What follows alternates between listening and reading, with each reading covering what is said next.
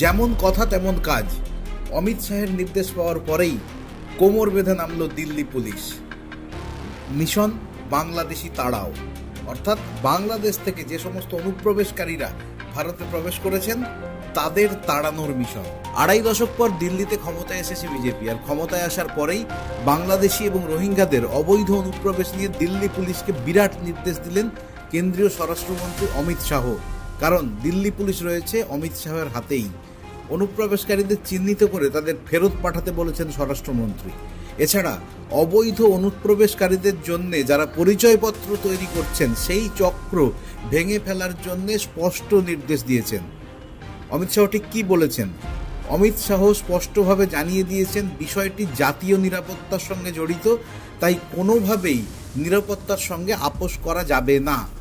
দিল্লিতে বিজেপি শপথ নেওয়ার 10 দিন পরে রাজধানীর আইন শৃঙ্খলা নিয়ে বৈঠকে বসেন অমিত শাহ।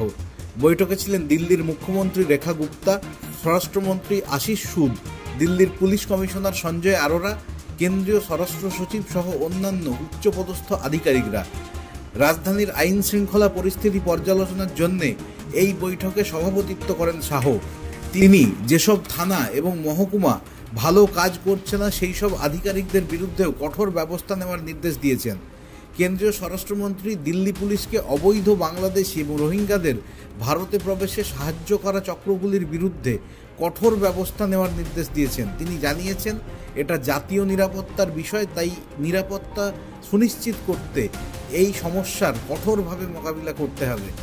অনুপ্রবেশ প্রসঙ্গে শাহ বলেন, বাংলাদেশি ও রোহিঙ্গা অনুপ্রবেশকারীরা দেশে অবৈধভাবে প্রবেশ করে জাল পরিচয়পত্র তৈরি করছে। এখানে তাদের অবৈধভাবে থাকার জন্য যারা সুবিধা করে দিচ্ছেন সেই চক্রের বিরুদ্ধে কঠোর ব্যবস্থা, তাদের চিহ্নিত করে অবিলম্বে ফেরত পাঠিয়ে দিতে হবে বাংলাদেশে।